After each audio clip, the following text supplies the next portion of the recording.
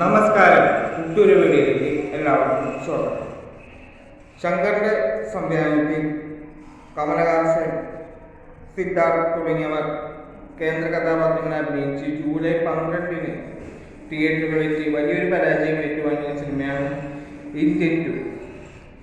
സിനിമയുടെ OTT അവകാശം ഏറ്റെടുക്കുകയും നെറ്റ്ഫ്ലിക്സാണ്.